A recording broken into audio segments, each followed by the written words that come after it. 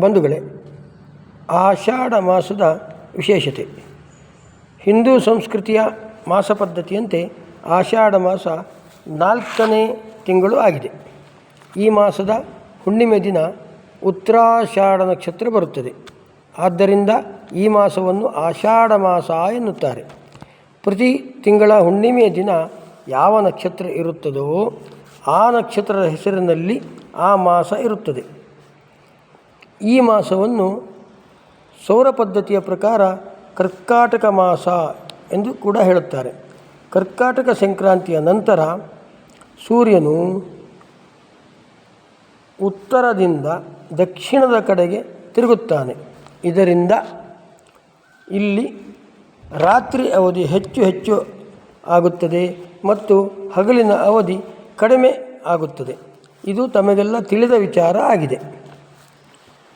ರಾತ್ರಿ ಹೆಚ್ಚಿದಂತೆಲ್ಲ ಅಜ್ಞಾನ, ಅವಸರದ ನಿರ್ಧಾರ ಹಾಗೂ ವಾತಾವರಣ ವೈಪರೀತ್ಯದಿಂದ ದೇಹಕ್ಕೂ ಹೆಚ್ಚು ಕಾಯಿಲೆ ಬರುತ್ತದೆ.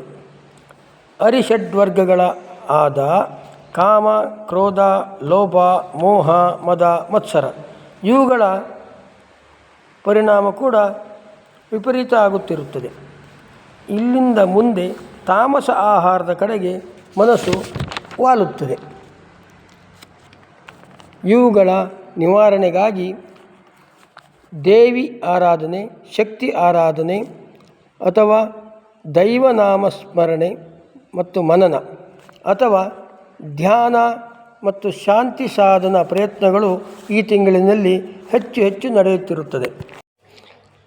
ಆರೋಗ್ಯ ರಕ್ಷಣೆಗಾಗಿ ಈ ತಿಂಗಳ ಅಮಾವಾಸ್ಯೆ ದಿನ ಸಪ್ತಪರ್ಣಿ ವೃಕ್ಷದ ತೊಗಟೆಯನ್ನು ಸೂರ್ಯರಶ್ಮಿ ಬರುವುದಕ್ಕೇ ಮೊದಲು, ಅಂದರೆ ಸೂರ್ಯೋದಯಕ್ಕಿಂತ ಮೊದಲು ಆ ತೊಗಟೆಯನ್ನು ಮನೆಗೆ ತಂದು ಕಾಳುಮೆಣಸು ಹಾಕಿ ಜಜ್ಜಿ ಅದರ ರಸಕ್ಕೆ ಮಜ್ಜಿಗೆಯನ್ನು ಸೇರಿಸಿ ಮನೆ ಮಂದಿಯೆಲ್ಲ ಕುಡಿಯುತ್ತಾರೆ.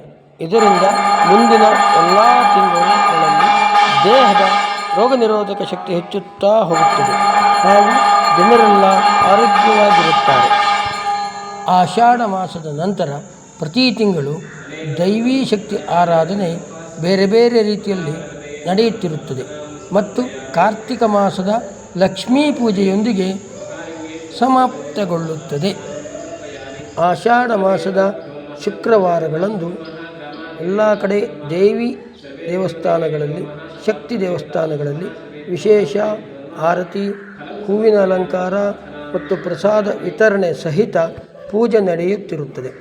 ಈ ತಿಂಗಳಿನಲ್ಲಿ ಮಾಡಿದ ಎಲ್ಲ ದೈವ ಮತ್ತು ದೇವ ಕಾರ್ಯಗಳಿಗೆ ದುಪ್ಪಟ್ಟು ಫಲವಿದೆ ಎಂದು ಋಷಿಮುನಿಗಳು ತಿಳಿಸಿದ್ದಾರೆ.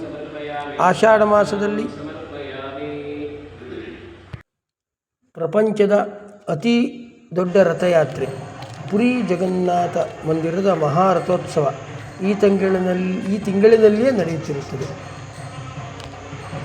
ಒರಿಸ್ಸಾದಲ್ಲಿ 9 ದಿನ ಗುಪ್ತ ನವರಾತ್ರಿ ಹಬ್ಬ ಎಂದು ಕೂಡ ಆಚರಿಸುತ್ತಿದ್ದಾರೆ.